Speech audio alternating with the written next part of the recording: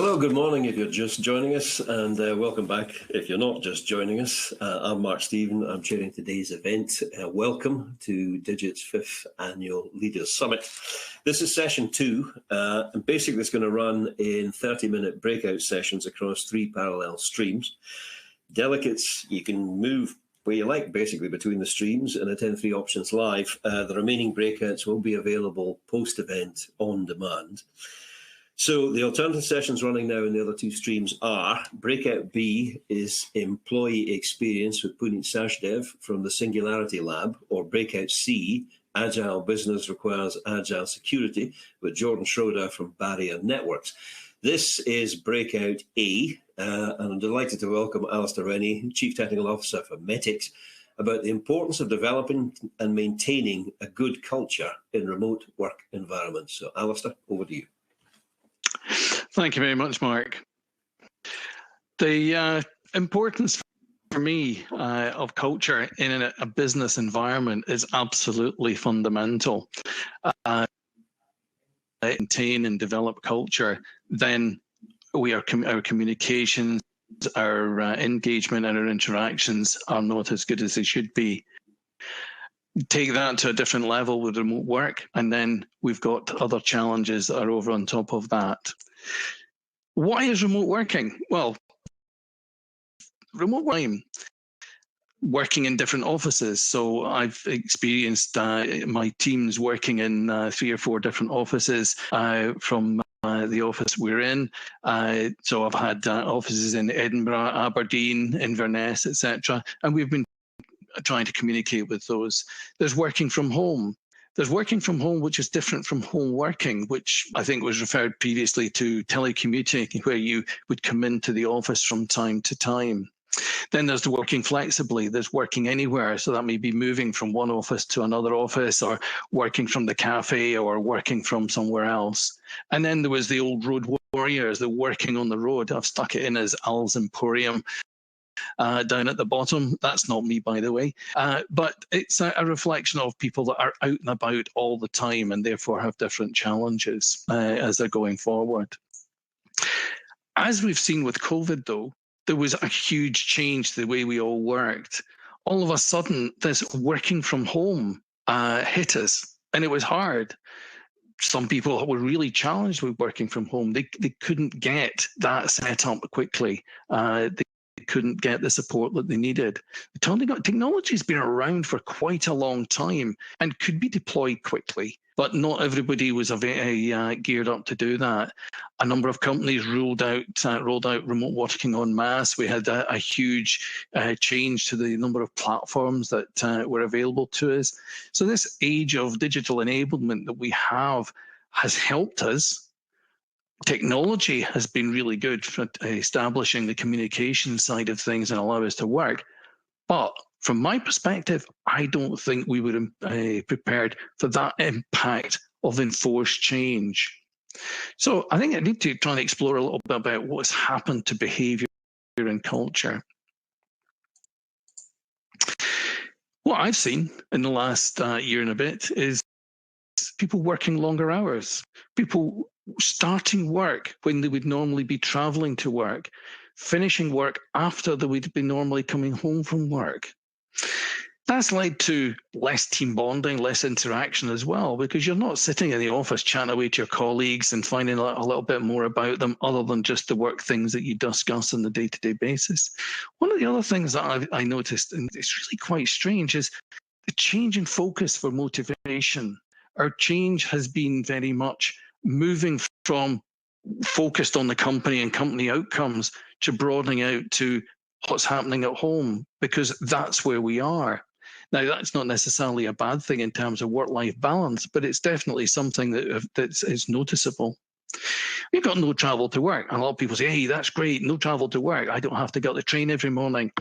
That's a strange thing, because how many times do we get on the platform to go on the train and we see the same people every morning? We smile, we nod, we say hello occasionally. The same on the way back home, we see the same patterns. It's a regular feeling of travel to work. Maybe there's some time and some space for you just to collect your thoughts before you start your day's work, as opposed to finishing your breakfast, through to wherever you're going to work, and that's you started for the day. So you've got no ease into the day. There's also this altered perception of security.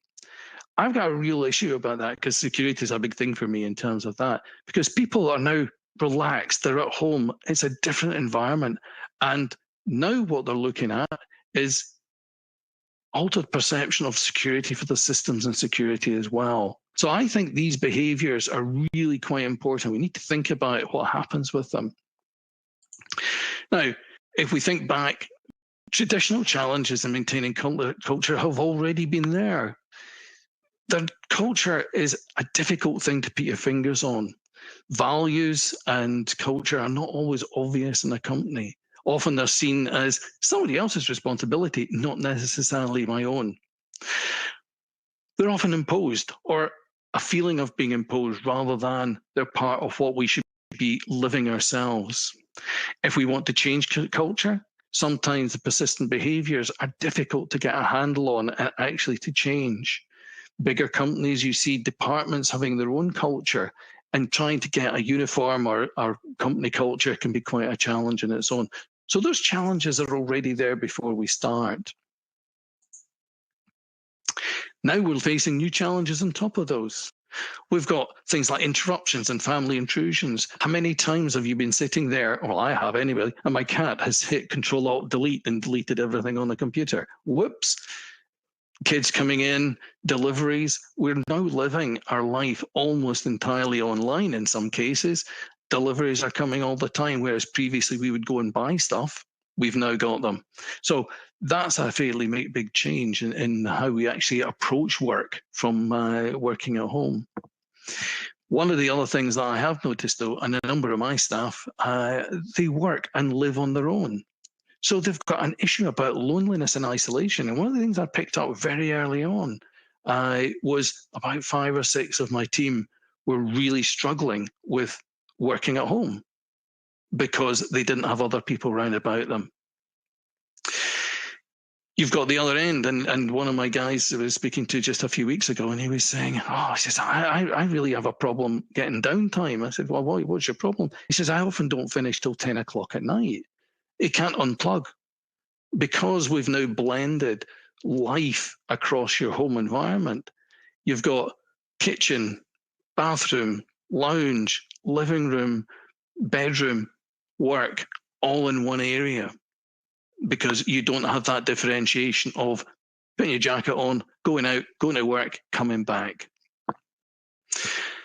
That's given an issue in terms of motivation as well. People lacking that differentiation, lacking that input, and the motivation has been a real challenge. And of course, we all understand the issues of how we have teams collaborating, how we have communication, effective communication. We've seen a huge uptake in things like Zoom, etc. But it's not quite the same. And over the last year, I've onboarded 7 new staff. How on earth do you introduce them to culture? That's a real challenge. That has been a really difficult thing to actually achieve and do well. Over that, you've got physical challenges. Many people don't have a home kitted out as an office. I'm very fortunate in that I've actually got an office space and I've got plenty of technology to support me, but not everybody has. Not everybody's got a desk, a chair, etc. to become DAC compliant. Actually sitting on the sofa with your laptop on your knees, legs crossing up over you and trying to work hunched over, that is not a good experience. That is really setting yourself up for some problems in the future. But a lot of people do that because that's all they can do. How many people have got the same level of security in their office and in their home as they have in the office? Or how can you get access to corporate systems? I know a number of colleagues have had real problems getting access to corporate systems because they've not had VPN access, they've not had secure connectivity, they've not had the bandwidth to be able to get access to those systems. So that has been, the physical aspects have also been a huge challenge as well as just the psychological ones. But people are social and sociable. So working remotely or working at home has taken away a huge element of how we interact with people, how we develop socially in a work environment. So that has had a huge impact on people's mental health, on people's ability to do their job as well. So in some cases, we see productivity has increased. To be honest, I'm looking at an increase in productivity around about 15, 20% over this last period. But because of these issues of isolation, of people working too long, etc., what we've got to be very aware of is that we don't break people, because while we might get more out of them, we might take them closer to the edge of breaking. I've talked about this before. This is an area that I'm very interested in. IT is a particularly challenging environment in the first place. Culture is not an easy thing to deal with already. We've got people that are already on spectrum-like behaviors, because that's just one of the things that attracts the people into this industry. We've got real social imagination and flexible thinking problems with a lot of our people. And if we don't recognize these as part of our challenges for communicating, then we've got a real problem. So what about future for culture development? In our work, we have to interact with our customers and colleagues. We have to do that very effectively. We've got to be able to deliver very complex systems and solutions. We've got to be able to convey those to our clients and to others simply. So while we have a lot of technical expertise to be able to do that, that's what our job is. We need to support that. We need to give people additional tools to be able to understand how to deliver and engage successfully. Before we do that, though, we've got to ask ourselves as leaders a number of questions. What problems and challenges does our company culture have now, particularly with the transition, the high volume of working at home? And what do we want to get to? Where do we want our culture to be? What do we as leaders want to promote? And then we need to understand how we develop the soft skills that will actually do that, will support that.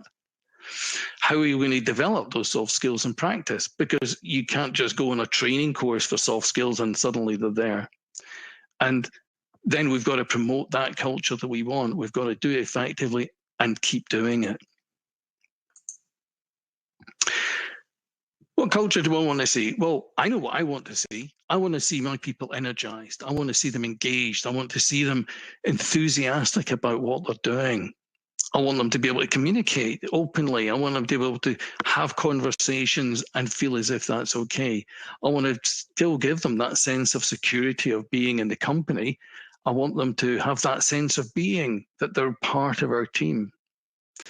I want them to feel that we as leaders are there, that we're visible, that they can get in touch with us when we need to, that we can still have the conversations that we need to have, that they're not just colleagues. And that's one of the challenges I'm feeling just now with the not being in the office. It's difficult to form the bonds of friendship that you would normally feel while you're in the office. And that support for personal and professional development that we as leaders and managers have to give people, it's much more difficult.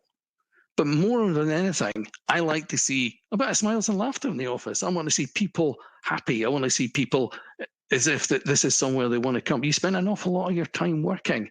Why would you not be happy doing that? Because if you're not, that's a hard day's work, as the Beatles said, I think. So how do we promote good culture? Well, empowerment is one of the things that we need to do. We need to make sure that the people that we have understand that they can feed back to us when things are right and when things are not right. We as managers and leaders have to be brave enough when something is wrong that we will take action and that people know we will take action. It's not just left to fester. It's not just left to be a problem. We will promote good values. We will be the leaders that support these, demonstrate these, and live the values. And we have to support all of our people through the changes that we're going through now in remote working and recognize that this is a change. This is not what we were doing before, that there is a significant challenge that we have to overcome and we need to work with it. We need to keep that engagement on a personal level as well. We need to have the one-to-ones. We don't need to drop those out. We need to have them informally and formally as before. Then we need to make time and effort to do that. And it's much easier to ignore and neglect that a bit.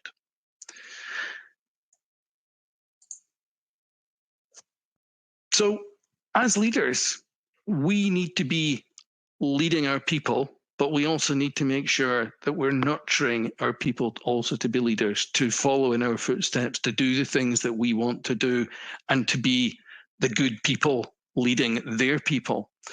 I've always tried to push right down into my team structures responsibility for leadership and for development. So we don't have one person having 10 people reporting to them. Push that down a bit. Spread that burden out so that people are not burdened, particularly by those elements of it, but also you get that experience and training. You get the ability to make mistakes in safe environments while you've still got somebody above that will help you and always support you. We've got to promote active listening and listen to what people are actually saying. And that was one of the things I noticed when we first went into lockdown. I noticed a few people becoming quiet, perhaps a little bit distant. And if I'm not listening out for that, if I'm not looking for what that and not actively listening into what people are saying, then there are real challenges in being able to support people. So we've got to be actively listening, tuned in to what somebody's saying when they're talking, and not sitting there doing their emails as well as doing other things and saying it at the same time. Okay.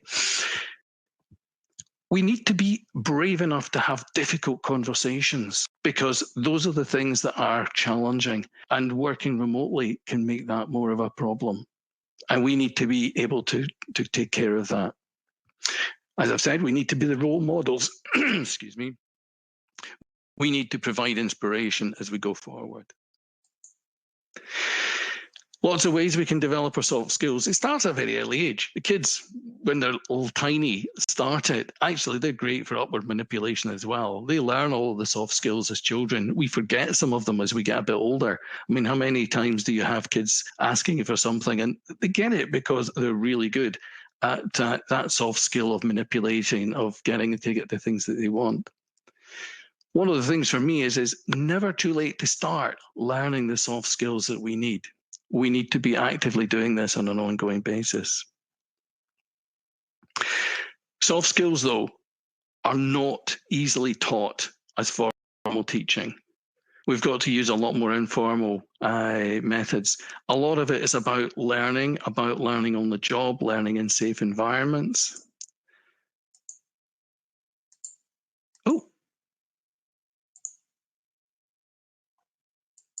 And there was supposed to be more on that slide, but I've not got it. It's not come up. Anyway, there was a number of things there I was just going to say in terms of what we can do. So there's mentoring and mentoring and teaching. There's a number of different ways of being able to teach and engage, role play, things like that we want to spread out to our people. For us, we need to engage in training all of the time. We need to be continually learning. We need to learn to be a leader. We need to pass that learning and teaching on. We need to learn what the difficult situations that we're dealing with are, and particularly now, how people are reacting to those. And we need to have team assessment skills. We need to have the ability to understand how well people are doing. There's a whole number of development profiles and things like that we can use. Use them effectively. They are good. They do work. And if we use shadowing, monitoring, coaching, and counselling as we need it, I found shadowing and mentoring absolutely powerful. I mean, I've been working for 40 years now, and I still have a mentor. You know, it's somebody that I can reflect to, that I can talk to, that I can say, is this a good idea? If I did this, what's going to happen about it? And at least they can reflect back and say, yeah, but I would try this. It's never too late to have a mentor, and you should never stop So empower our people, develop our people. If we do that, then we actually make people feel as if they've got their own goals. We can support the remote and flexible working, but we still set destinations and let our people choose the route. They'll choose the flexibility that they want. They'll work 2 days in the office, 3 days in the office, no days in the office if that suits them. We'll still get what we need out of them. We need to have the processes and systems in place to help support that and the skills. So we need to learn how to do that ourselves.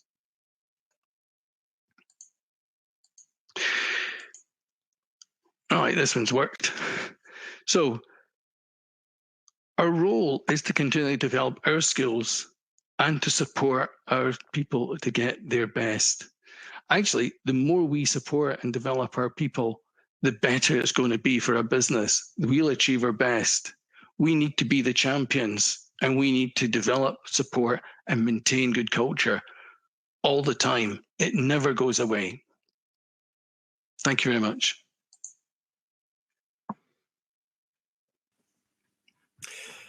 Alistair, thank you very much for that. There's a couple of questions I wanted to ask you about that. You spoke about the difficulty of integrating, bringing, onboarding new staff. Yeah. What did you do differently? How did you do it? Much more focus about having an onboarding exercise at the very beginning. So previously we would have maybe a couple of hours we would sit down with somebody and then point them around, take them around the office and say, right, these are all the different things that you need to know about. There's the cabinets, there's the toilets, there's the food area, these are the team leads, etc. What we've changed in doing that is actually saying, right, this is going to stretch out for a half a day. And we have the formal bit of the presentation, and then there's a discussion about the business. It's all on camera, it's all one-to-ones, it's all about making people be present. So inviting each of the team leads into that conversation, say a little bit about themselves, just a different approach, a little bit more, call it a little bit more formal, but informal, if I could put it that way. So it's about making sure we get that engagement, making sure they've got the information. And then once that initial onboarding is there, is making sure that you keep that going day by day by day. So we had a number of stand-ups per week. I now have a daily stand-up in the morning, daily stand-up in the evening, one-to-ones throughout the day with all of my team for new members of staff that are reporting to my team leads. I'm starting to talk to them. I've been talking to them on a one-to-one basis as well. So they've got an engagement that they would not normally see. It's about actively planning out the engagement with everybody and making sure that they feel welcomed into the company. Tell them about how we see behaviours, about what we want them to do. How did the team leads actually respond to that? Because I can envisage quite easily a set of circumstances where they think, actually, I've got better things to do with my time. Yes, they initially reacted like that, to be honest, Mark. And I spent the time with them explaining why this was actually very important. And it's very important for me that people feel comfortable with how I've changed, how they behave. But then bring them in. So it's an engagement process. So it's not as if I'm shutting them out. It's making sure that they're part of the process and that they see the value. And I think that took a little bit over the first few months for people to see the value in taking that time. But we have integrated 7 people into the teams very effectively, and they feel part of the team. So I think now, after certainly the first few months, they started to see that it was really reaping rewards. How did you how do you know that it worked very effectively from their perspective? And you got 7 new starts. Presumably some of them had never been in any company before. So, how do they know what they were getting was the real deal or a good facsimile thereof? And it's having that time to talk to them, making time to let them feel at ease and communicate openly and speak to me about problems and issues so that they feel as if they've got a channel to say, yeah, this is not going very well, and encouraging. part of it, I think, is tuning into how people behave. So while we're using cameras and things like that, it can be a little bit more tricky to see body language, but you've got to watch out for it. And it takes a little bit more tuning in and saying, why is he sitting back? Why is he why is he dressed like that today?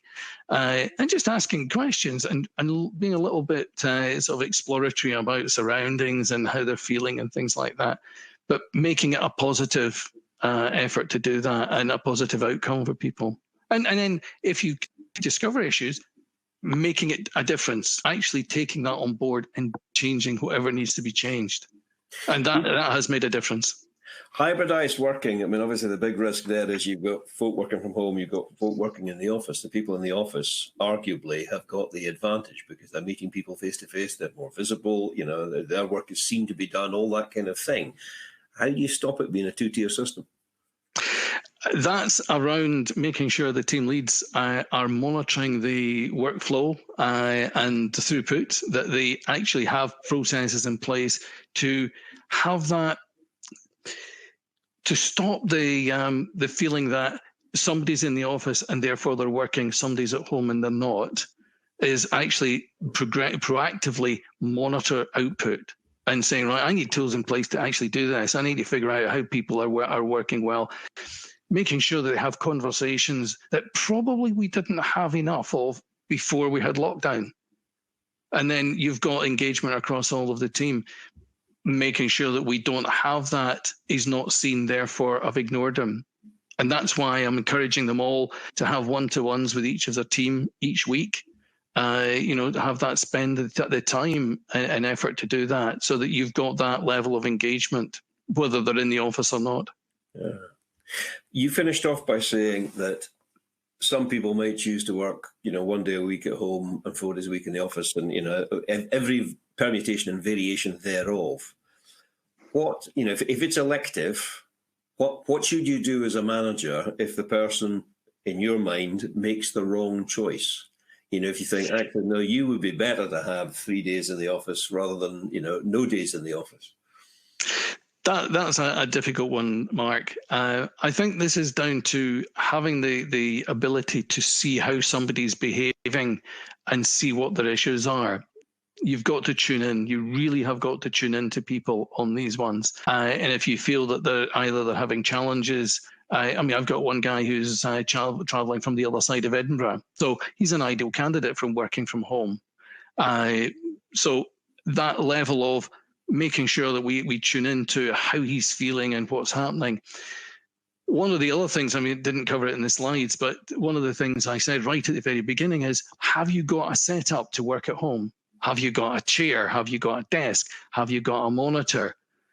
If not, take them from the office. We've gone and bought more monitors. And as we're now looking at transitioning back and people want to work from home, that's now becoming an elective. It's saying, right, okay, if you want to work at home 2-3 days a week, we'll provide monitors and desks and chairs for you. We'll sell them to you at a discounted price. So you're not having to pay full price to do it. But it then becomes an easier choice, and then we'll support the payment of that back into the company. So effectively, it's like the cycle to work scheme, but it's the work from home scheme. And it becomes then an easy thing to help people do. Yeah. Cycle to work, drive a desk. What's the difference? Yeah. So you can see there could be a problem just in terms of potentially, promotion prospects. Yeah. And I think we've got to be very aware of that as managers and leaders. We've got to be very aware that we've got to not have the not seen, ignored issue. It's something that we have to take care of, and it's not the individual's responsibility to take care of that. Yeah. Alistair, thank you very much for that interesting presentation. Thank you. Thanks for your time. What I'm finding intriguing about this is the sort of almost uniformity in observations that are coming out of our various speakers. Everyone is seeing this and feeling about this in more or less exactly the same way. Now, we're going to move on now to the next 3 streams, essentially. Breakout E is going to be How the Cloud Will Save You. That's with Andy Hardy from Nasuni. Breakout F is Design Tools for Effective Leadership Through Disruptive Change with Kirsty Bell from Nile. But here in Stream 1, we've got Breakout D, presented by Dwayne Pascal, Chief Technical Officer of Crichton, who's going to be looking at high-impact agile roadmaps. So Dwayne, over to you. That's great. Thank you very much. Can everybody hear me okay? I hope everybody can hear me okay. Yep. Fantastic. Okay, so I'm going to start with obviously high impact agile roadmaps. What I've subtitled is the visual glue that brings cohesion to your teams and results to your business. So that's quite a lofty subtitle to include, so a lot to unpack there, so let's get going on it. Okay, first as a bit of an introduction, obviously you can tell I'm not Scottish, I'm Canadian by background, so you've got a North American accent, but I have been in the UK for about 20 years, and over that time, I've worked at many different organizations, some large multinational organizations that whose logos you may recognize, but I've also worked in digital transformation projects for the public sector, with big teams of over 200 people, but over the last few years, worked probably mostly with smaller organizations, trying to help them achieve business results.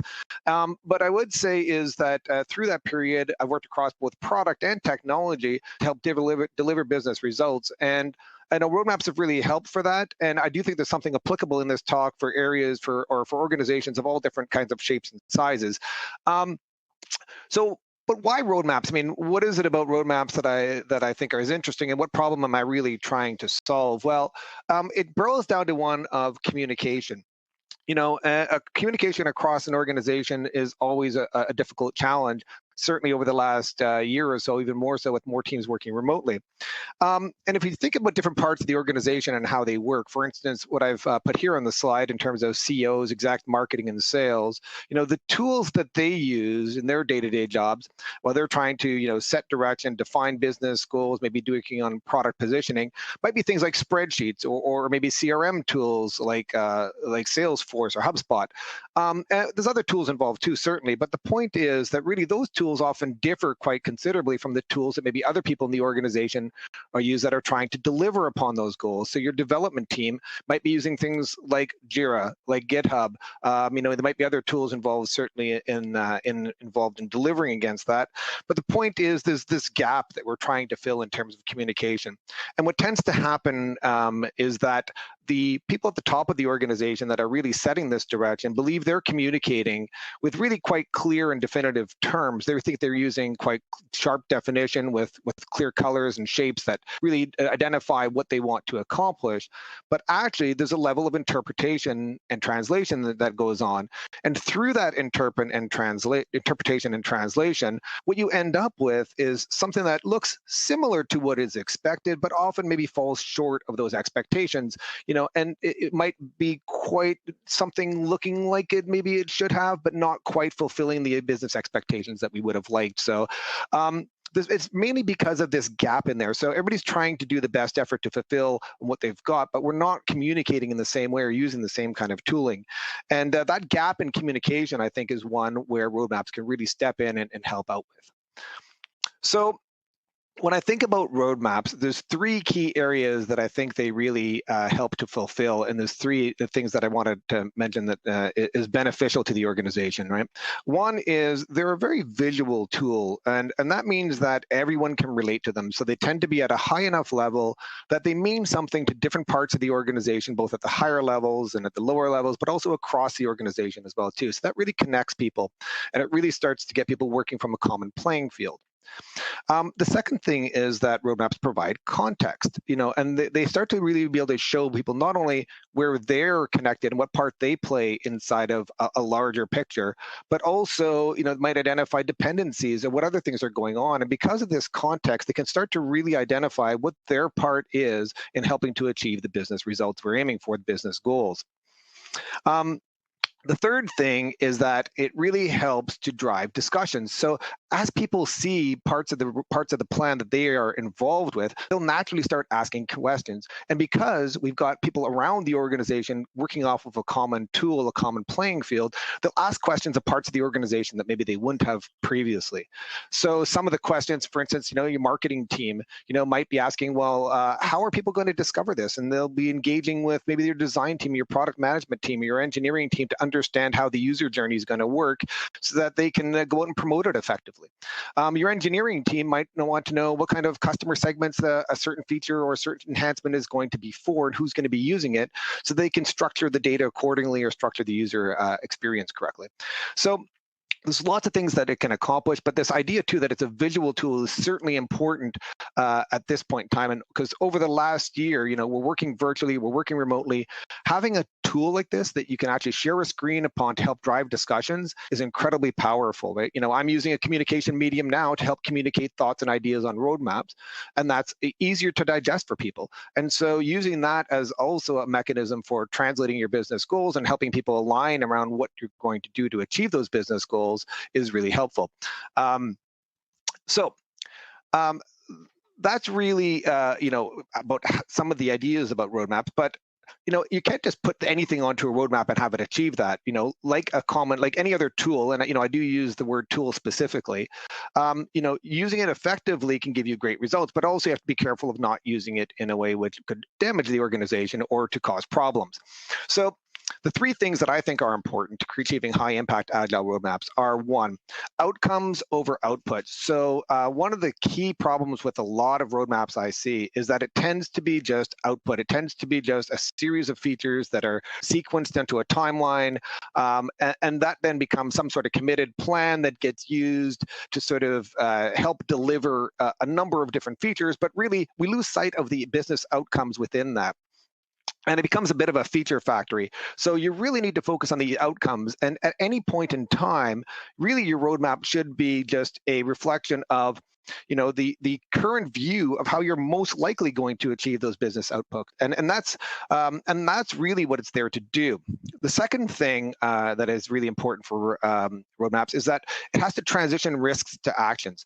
So it's a forward-looking view of what you're going to be trying to accomplish. That forward-looking view has inherent uncertainty in it.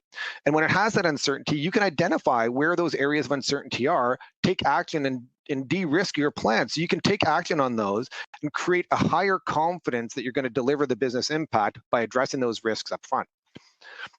Thirdly, it's an organic tool for collaborative discussion. So going back to that point of how you use it, putting it in front of people and using it as a common playing field is really important. It's not a committed plan. It's not an artifact to be published. It is something that you use again and again. And as you get more information from those discovery activities, from getting market research, from things you're doing, you're going to feed that back into your roadmap, and it becomes an organic tool that you constantly use to optimize what you're trying to deliver for the business. Okay, but where do we start with this? How do we get going on this, and how do we effectively use it?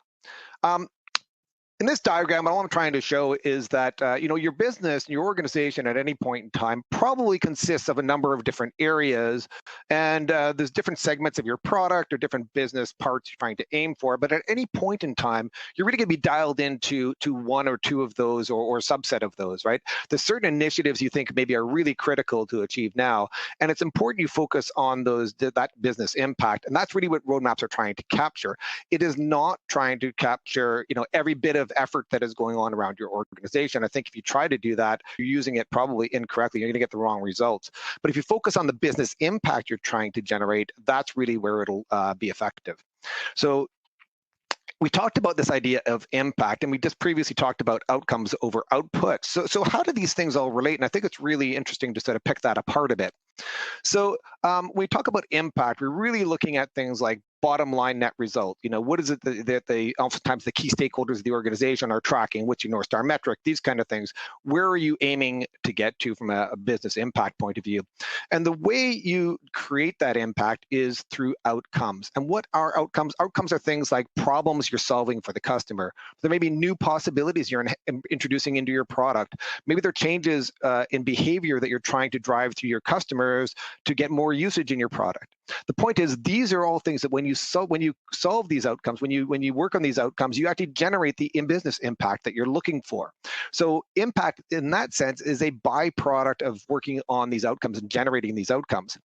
But there is still that point of how do you generate the outcomes? Well, you still need output to do that. You still need user stories, features, products to do that. The point is that those output tasks are really there to help generate the outcomes, and it's the outcomes themselves that then generate the business impact. And I love this slide. I came across it when I was doing the research for this talk, and I love this slide because not only does it have customers at the center of this diagram, which, often trying to talk about a customer-centric organization, and this really shows how that plays a part to tie together your business impact and your output that you're doing. But also, as it relates back to that previous slide, as roadmaps play a key part in helping you to realize and define your outcomes, and that helps bridge those different parts of the organization that are looking at both impact, but the ones that are also doing the output as well too. So it helps to draw that line of sight right through the organization. So getting more practically speaking, if I was using an example, like where would we start, right? We talked about impact. Well, we're going to define where we're trying to make an impact in our business by this business strategy. And we're talking about a product area or an area of the business that we're going to be focusing on. And what we do, first of all, is you start to identify what are those outcomes you're aiming for. It might be increasing click-through rate, or improving your search feature. The point is, these are all problems to solve, new possibilities or changes in customer behavior that you believe will create a business impact, right? By solving these or driving these outcomes, you'll create the business impact you're aiming for. And then you can do that across different parts of your product set, the ones that you're trying to work on and you think are important for you to make improvements in over a period of time. So the good thing that naturally happens with this too is that you can also then start to assign teams around this. So naturally, teams will start to coalesce around this. So if I have a customer acquisition as an example, I might have my marketing team working with my product team, my design team, and my delivery team, my engineering team, to all work together on how we're going to solve these problems. So it starts to generate those really fruitful discussions. Okay. But you still only looked at outcomes at that point. Now you need to start to look at which ones do you do in which order, and that's a question of prioritization. So when you're thinking about that prioritization, really what you want to be starting to look at is, which ones are going to be occurring in which order to drive the best impact. And that really can be done through multiple dimensions. So you might start to think about what's the most important problem to solve. And that might be just a matter of where you're trying to prioritize first. So for instance, customer acquisition might be something that you're trying to solve ahead of working on some issue within the product, because really you want to drive people to the product to get the maximum effectiveness from that second piece of work, or that work within the product. Obviously, biggest impact. So, you're looking at your outcomes you're trying to drive and which you think are going to deliver the biggest impact. You want to, obviously do those first so you get the maximum benefit from that. And finally, you could have dependencies as well too. So this could be enabling things enabling features that you're trying to do, which will then lead to further benefit later on. So for instance, and a good one example might be working into a new market where you're looking at maybe doing some work on translations or localization that would enable you to then go into new markets and be effective in those areas. So, but that is a question of prioritization. And the key thing here to realize is that at this point, all you've really done and looked at is kind of sequencing the outcomes. You're trying to look at which outcomes are most important to drive in which order. And there may be alternative presentations for those outcomes as well too. So I've looked at one in terms of sort of product definition-wise or product area-wise, but you can think about this in terms of OKRs or other ways you can formulate a roadmap that is effective for your context. OKRs are very popular at the moment. Here you've got a breakdown where your objectives are kind of like your key areas or your areas that you're working on, and your outcomes are your key results. And so that maps nicely to this kind of theory, this kind of formulation of your roadmap. The key thing is, again, you're just focusing on outcomes primarily as the centerpiece of your roadmap. But you do have to get to a point where you're talking about how do you generate those outcomes. And that's where, again, creating this discussion is really fruitful. So you get people right around the organization and gathering around and identifying ideas for these outcomes. So as they start to have these discussions, they will generate ideas that you can then put onto your plan. What ideas are you going to do to generate the outcomes you're aiming for? And this becomes a really rich discussion because now you're getting input from all different parts of the organization. And that, by the way, can include stakeholders as well too. They have a very key role to play in this in terms of either strategic direction or other things that they understand of the market that maybe they can add into that. You may have multiple iterations of ideas you're trying to aim for. And so it's all really important to get those things onto your plan. And now you're starting to really flesh out your roadmap in some way. Okay. At that point, however, we only really have one piece of the puzzle. What we've really focused on is driving delivery, right? We've looked at, well, when do we want to do this? When do we want to achieve this? But that represents what we would do, but how do we know we should do it? I mean, how confident are we that we're going to get the impact we want from that preliminary view of what we're trying to do? Really, we've got a probabilistic view of the future at that point, but a probability of what? Well, we're trying to really assess business impact. So this is where we can start to lean on other people who have done work around this to begin with. So Marty Kagan has a great book called Inspired, and in that, he identifies 4 different risk areas that product initiatives must resolve in order to be successful. The first risk he identifies is the value risk, and really that's, will the customer buy it or choose to use it? The second risk is identifying, he calls a usability risk, which is, can the user figure out how to use it? So even if it is valuable for them, do they know how to use it? Can we basically make them use it effectively? Third one is a feasibility risk, and this one's really important for the engineering teams. Can we build it? Is it something that we can actually build, and effectively, do we have the skill to build it? Fourth is the viability risk, and I think this one is really important because even if you can build it and it's useful to a customer, can it be offered at a price point you can support? Can it be offered in a cost-effective way from an infrastructure point of view or a support point of view? So those are really important questions to resolve and try to resolve them up front before actually delivering anything. So that was Marty Kagan's view, and the reason I've got these lenses in here is because I think of these as kind of overlays that you then put onto your roadmap, and it helps you then identify where these risks are in your plan.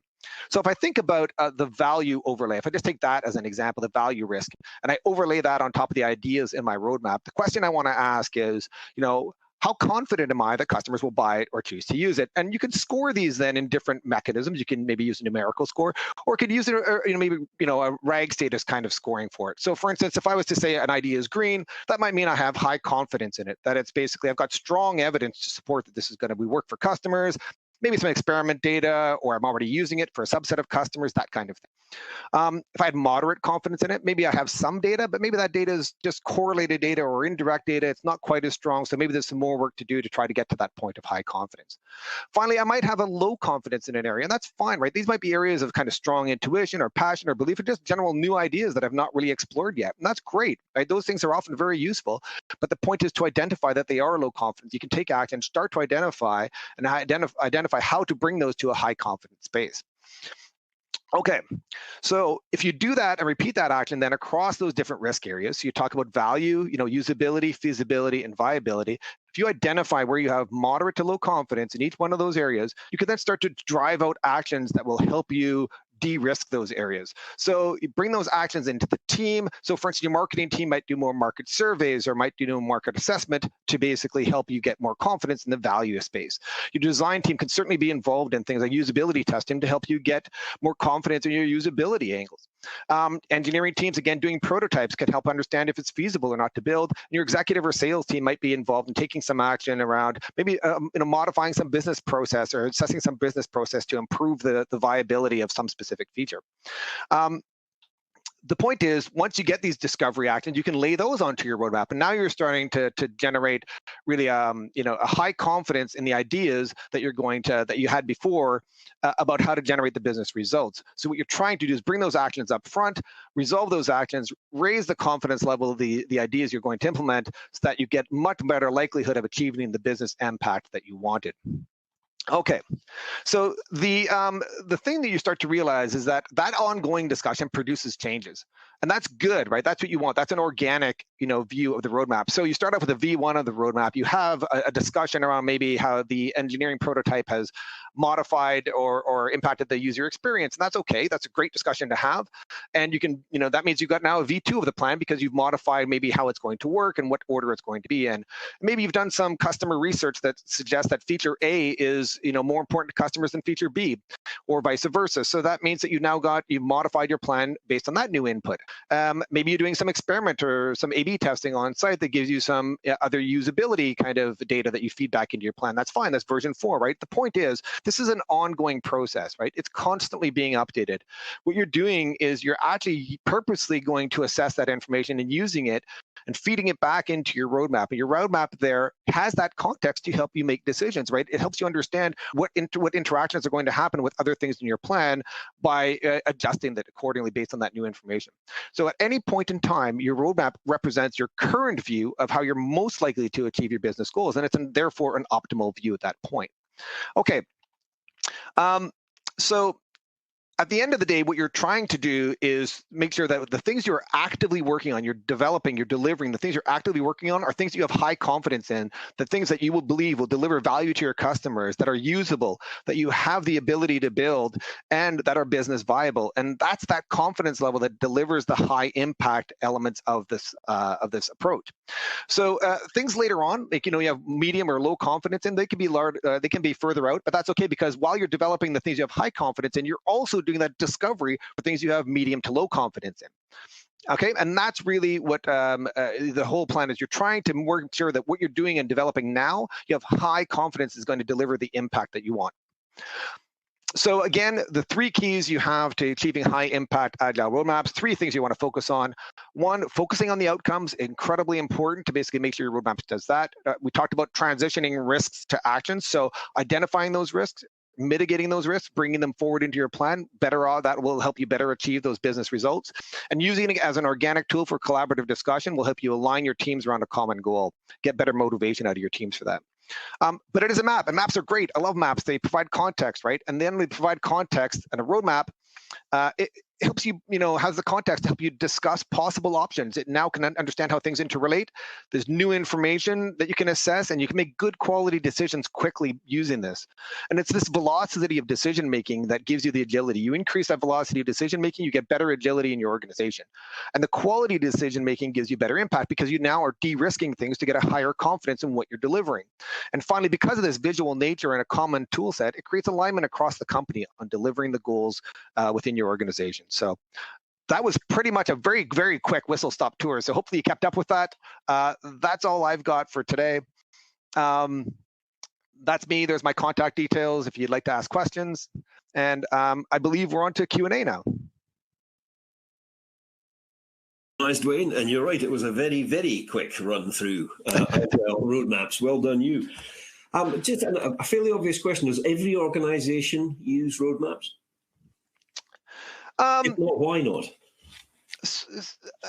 I don't know if every organization uses roadmaps per se. I would say that planning is certainly something every organization does, and I know that one of the challenges with Agile at the moment is how much planning is kind of the right level of planning, right? You want to, and that changes certainly. So there are certainly organizations maybe that have only might look only maybe 2 or 3 months ahead, but if you're working in something like maybe, I don't know, the health industry where you're working with regulatory bodies, you might have planning that is looking a year or 2 ahead, and that's effective, right? That's what you need to do for your organization to be successful.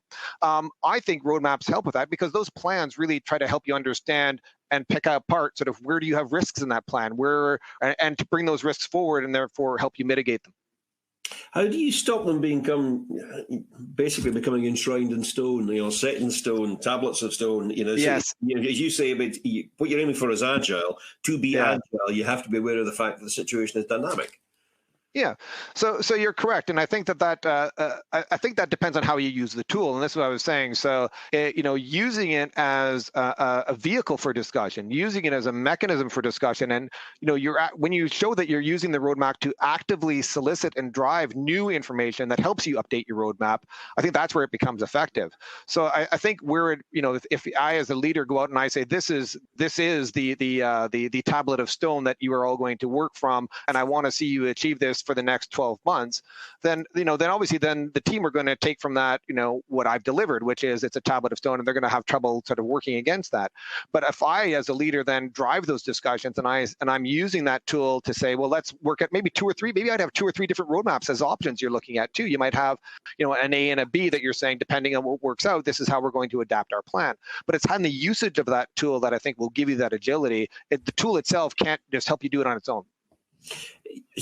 This is a digital summit, so perhaps we shouldn't be talking about maps at all. We should be talking about sat-nav. And when you were describing it, I thought, right, okay, that's absolutely how it works. It's, where are we just now?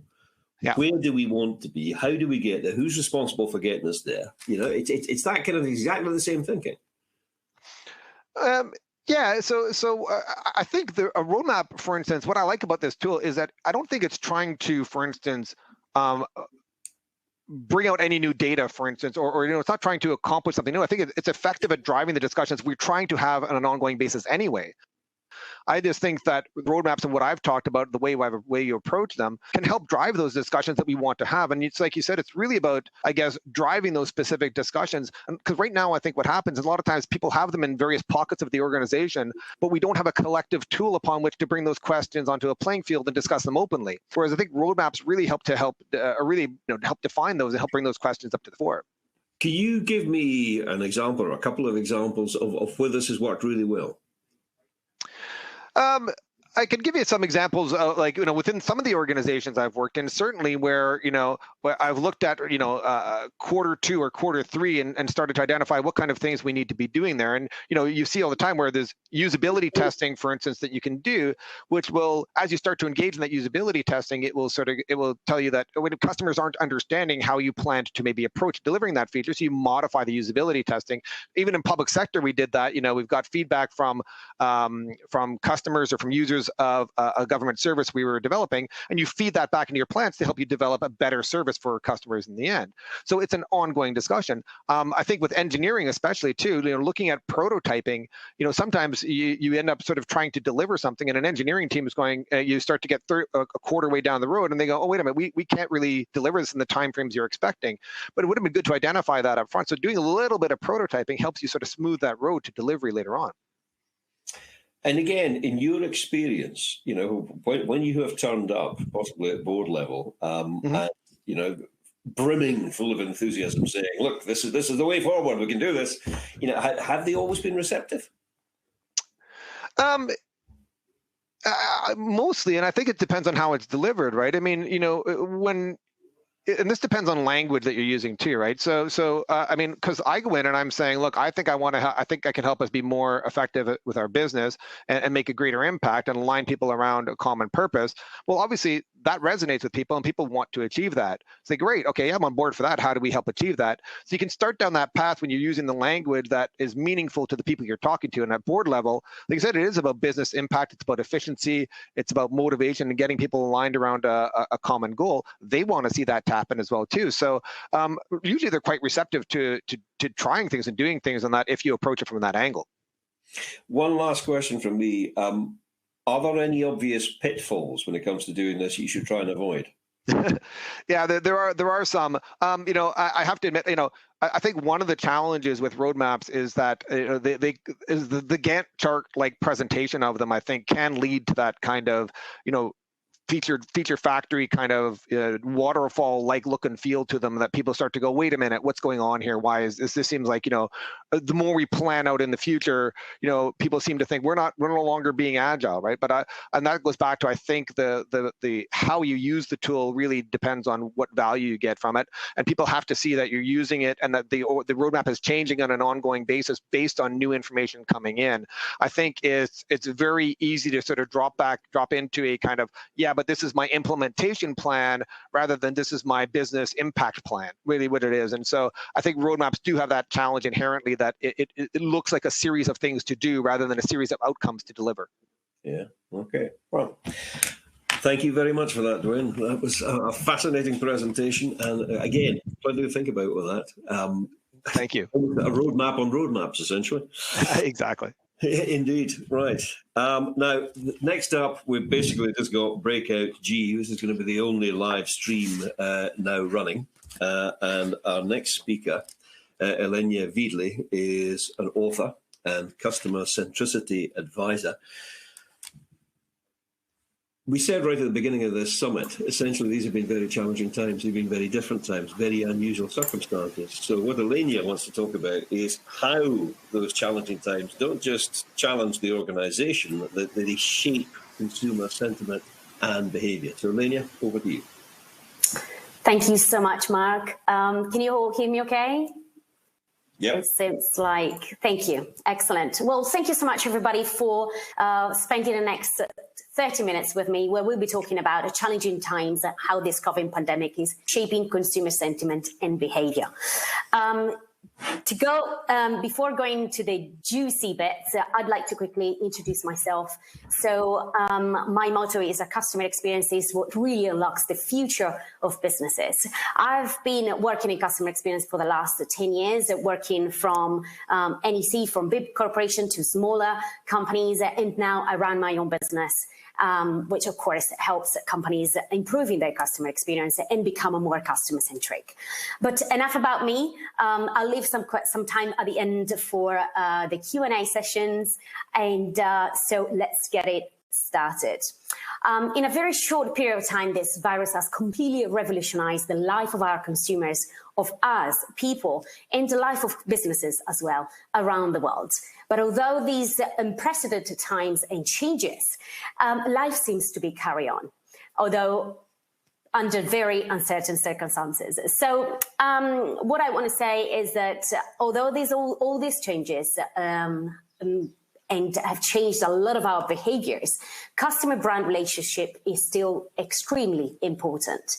We all know that customer experience is what really differentiates your brand from all the others in a very hyper-competitive landscape where products and services are nearly the same. But to give you a more precise definition of what customer experience is by Hotspot, is the impression that your customers have of your brand as a whole throughout all aspects of the buyer's journey. So take all the touch points that you provide, that you offer to your customers, for example, whether it's a mobile app or whether it's your website or your customer service agents.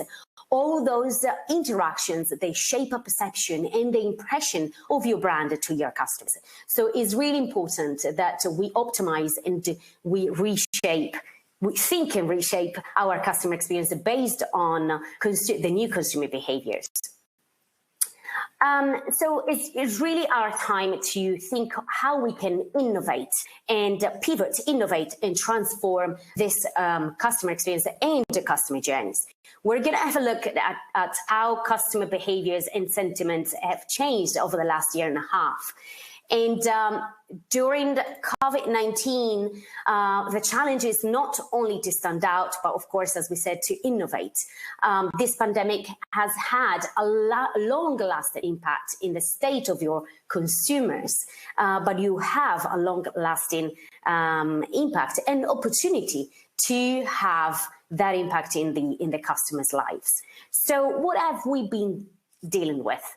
There are a lot of sentiments that have been changed, but right now and during the COVID-19 crisis, we've been dealing with a bunch of things, such as people and your customers and people in general are worried about their future and the future of their world. The second one is people's main assets have been challenged, their health and their wealth as well. And of course, consumer behavior has been changing forever, which is something that we are going to see throughout this presentation. As a business, you are feeling a lot of stress because sales are falling and your stress is, of course, raising. And last but not least, this is our biggest digital transformation ever. We're going to have a look at how digital transformation has been accelerated and pushed, and the companies have been forced to adopt it. Last but not least, we have been dealing with a lot of pounds on our diet that we need to get rid of. But what does it all mean for our customer experience? So this virus basically has completely changed overnight our consumer behavior and has forced the companies to rethink completely what customer care means for them, right, for the business. So we need to suddenly rethink our customer experience, as we said earlier, and our customer journeys. So customer experience managers have been trying to create a seamless, convenient, and engaging customer journeys. But as the needs and expectations of customers have been changing and increasingly shifting, businesses have the need to quickly redesign their customer journey and interaction with their customers. So it's not just as they were before, our interactions and our touch points, but we need to include a lot more in our customer journeys. So it's 2021, we're just halfway, 2020 is gone, and toilet paper is available to buy. We're now seeing people and able to meet up face-to-face. We're able to travel, and things seems to be back to normal. But our brand consumer interaction is completely changed, and our consumer behaviors are completely changed. We're going to have a look at 5 consumer behavior changes of this presentation, and how COVID-19 has not just accelerated but amplified what these consumer behavior were before. So now customers are feeling the sentiments and behavior much more than before.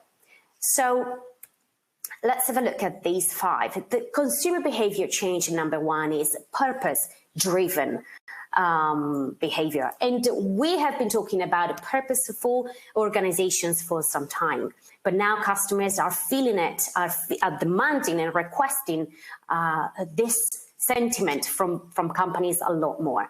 The sentiment is, I want to see companies doing the right thing. And I'm going to tell you why they're feeling it much more. It's because coronavirus has put us basically in face of our life, and how is our life more important than ever. So we haven't been looking at the luxury of things, we haven't been looking at the extras of our life, but we'll be looking at the relationships, at the little things, and how little things can make us happy. We have been seeing also how companies are stepping out from their comfort zone and helping consumers and people around the world during this pandemic. So customers are thinking, if they've been doing it for a bunch of months, why can't they do it every day, right? So we have also been seeing companies, we have been seeing how this pandemic, the confinement and lockdown, is restricting companies from increasing their CO2 emissions, and us as well, how this COVID-19 has impacted in the climate change.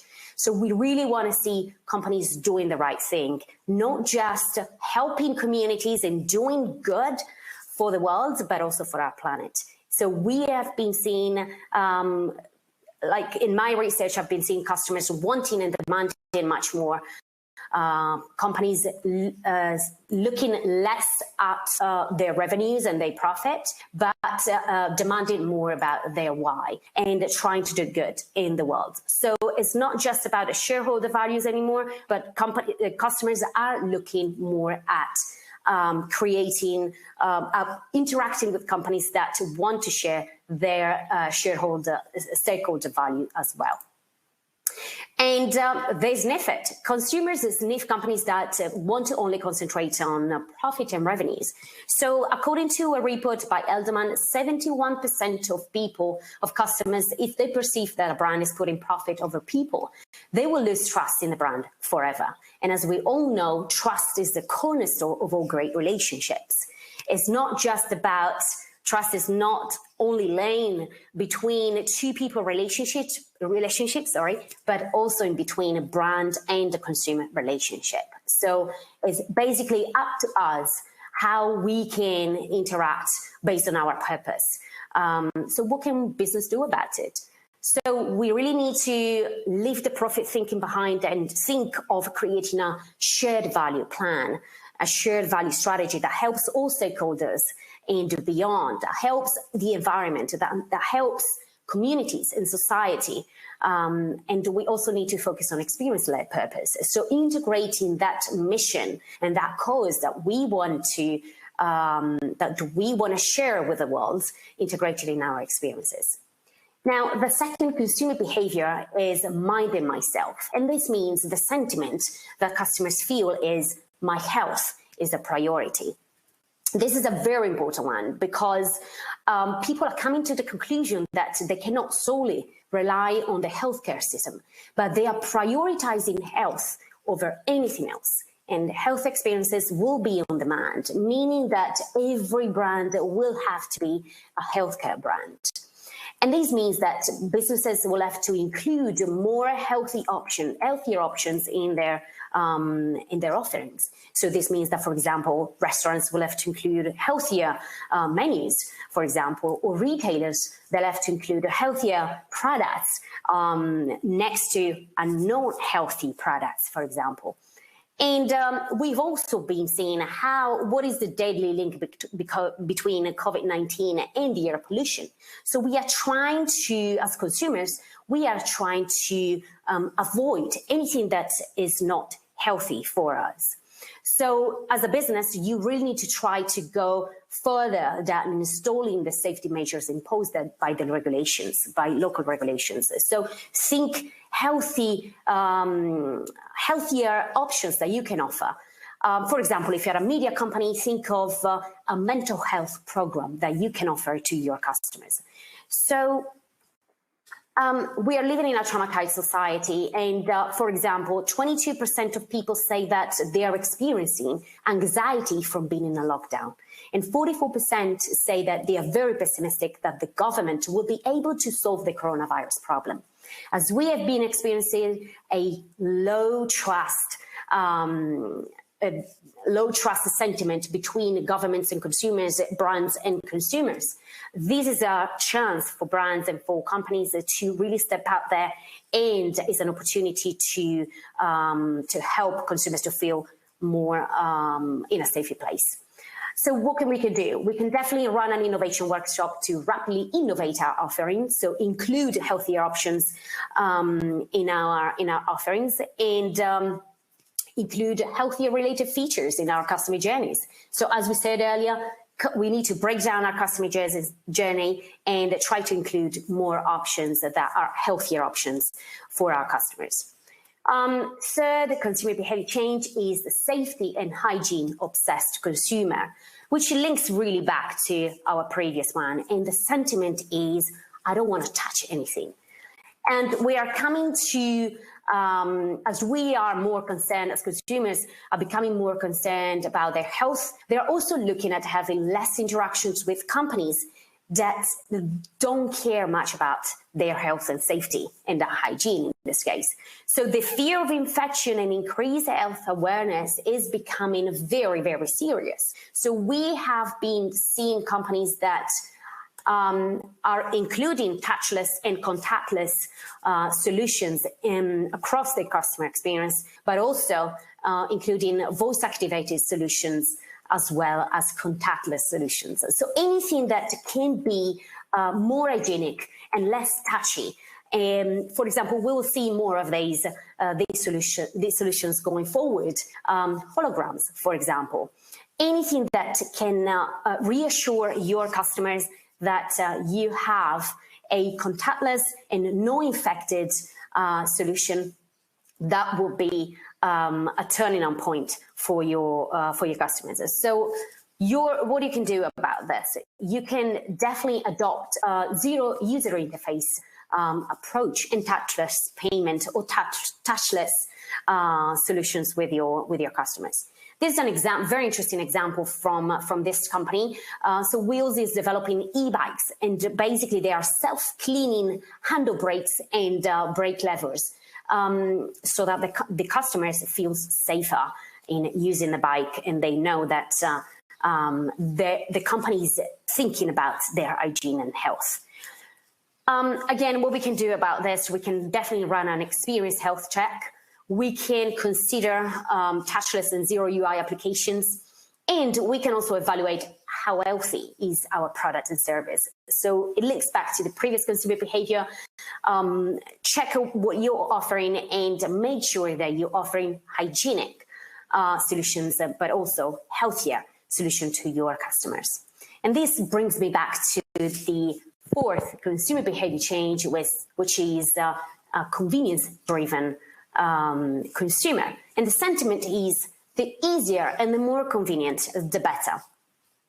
So consumers have been some of consumers have been very reluctant to go digital for a lot of time, but COVID-19 has been pushing the laggards towards using digital.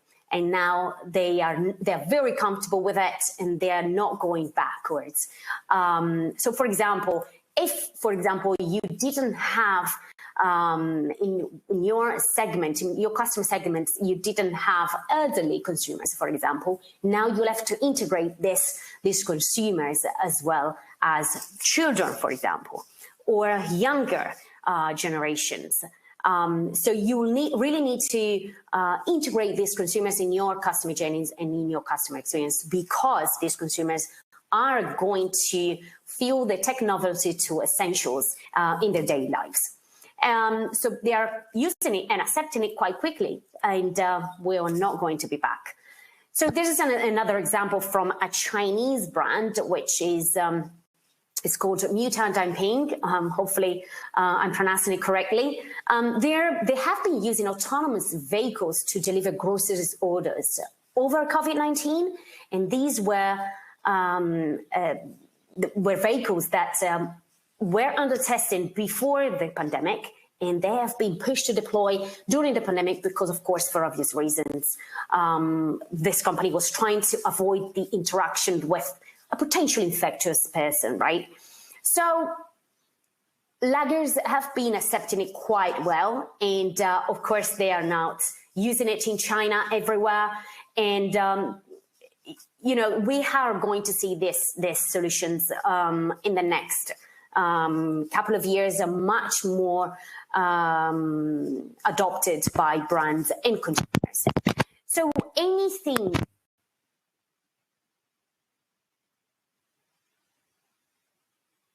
back up, yeah.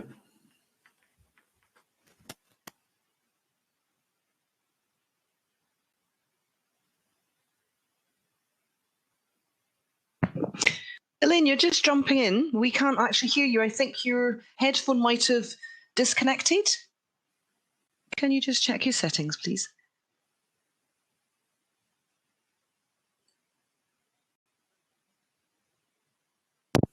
Can you hear me now? Yes, we can. Thanks very much. Welcome back. Sorry. That's okay. If you could just rewind for about 30 seconds, that would be wonderful. Absolutely. So let's have a look. Okay, I guess you've seen this. So I was talking about Newton Dumping is a autonomous vehicles that were deployed in China for avoiding the interaction with a potential infectious person. And now we're going to see this consumer behavior accepting the digital option and autonomous vehicles, and much more in the next couple of years. So what can you do to make the experience of your customers easier and more convenient? You really need to try to avoid the frictionless. So you need to appoint someone in your organization that can go through your customer journey and can break down that customer journey and see all the frictions and see all the problems that are manifesting in your customer journeys. So walk in the customer's shoes and see what you can remove from it. Because anything that can be a stress for your customers, they are quickly going to jump to another competitors. Another thing that you have to do, obviously, is accelerate digital options and virtualize your experience. And anything that can help your customers in your interaction, the interaction with you, or achieving the goal that they are doing. So, for example, appointing, as I said, friction hunters, but also adopting new solutions such as mobile apps, curbside pickups and delivering, and online pickups. These are all things that facilitate the interaction with your customers. Last but not least is our phygital reality, which we mentioned it, a previous speaker mentioned it earlier. So the sentiment is I want the choice of how and where to buy from. So as consumers have been dealing with digital and the convenience of digital, as we said, there is not going back to that, to the previous behaviors. So companies really must preserve the swift and seamless shopping journey across all channels.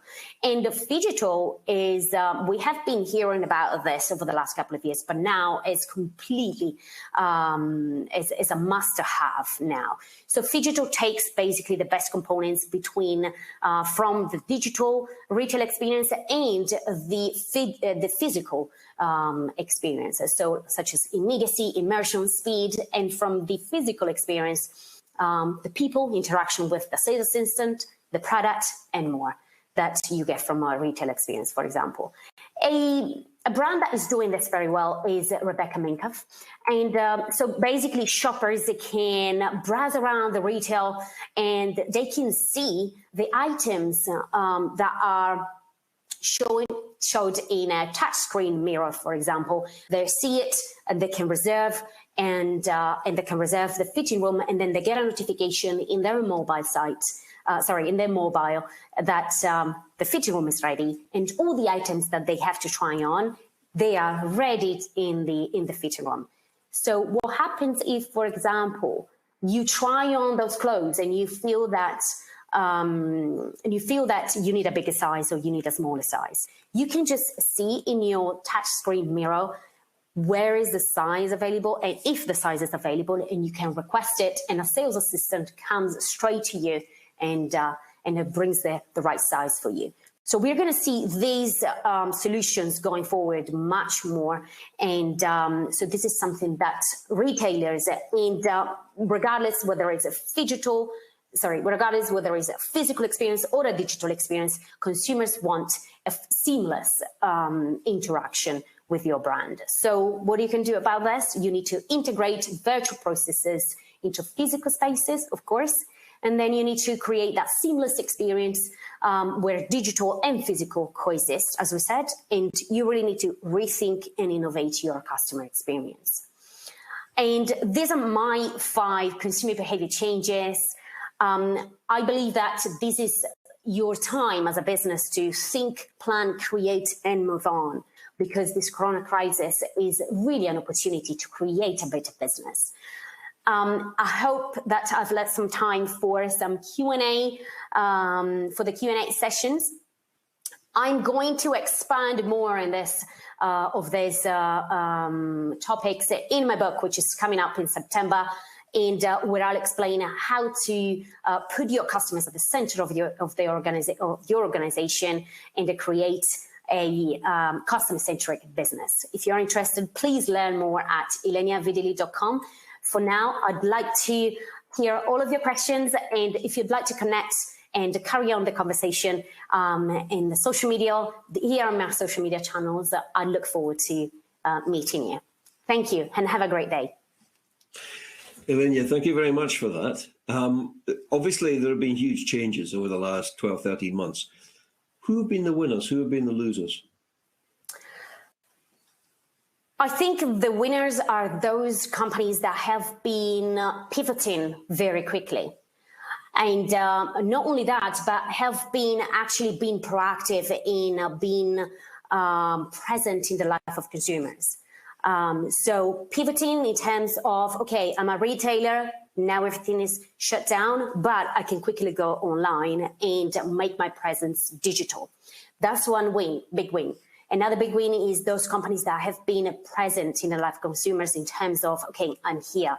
I can help you with anything. And I can make an example here.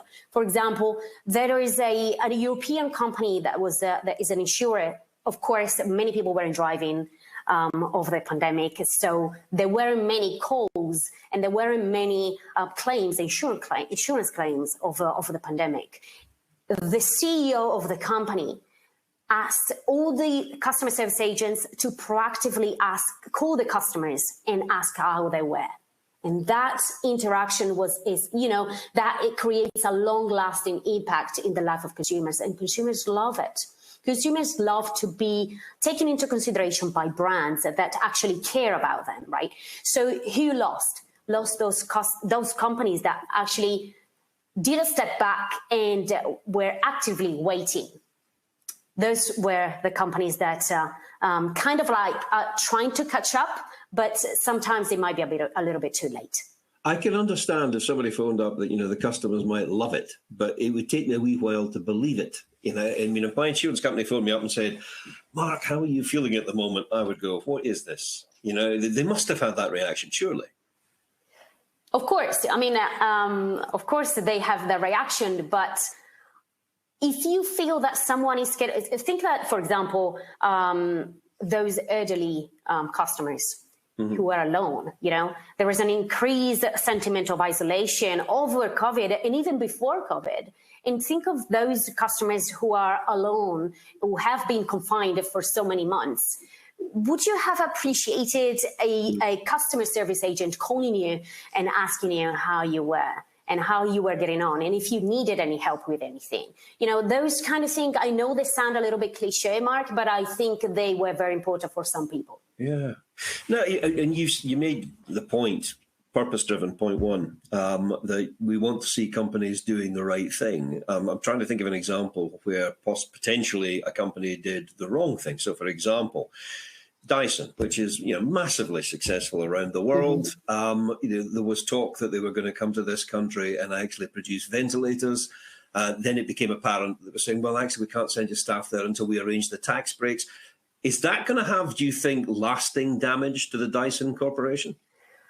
I think it's going to have some damage, not huge damage, but definitely, yes. I mean, as I said earlier, those companies that have been proactive in helping communities and helping saving the world in any way, those companies are going to have a long-lasting impact, positive lasting impact in consumers, because consumers today are really watching. They're sitting back and watching at what companies are doing, and we are, as consumers, we want to interact more with companies that have values, beliefs, and a strong purpose in not just making profits and selling as many products as possible, but actually helping communities and helping society in the issues that governments is not able to solve. There's an old saying in the theatre world, sincerity, once you can fake that, you can fake anything. If managers, if basically executives are sitting there, I mean, does it really matter whether they genuinely care, or as long as they look as if they care? Do you think that will make any difference? It will make a lot of difference, of course, because a lot of companies are greenwashing their activities. But I must say that consumers and employees are not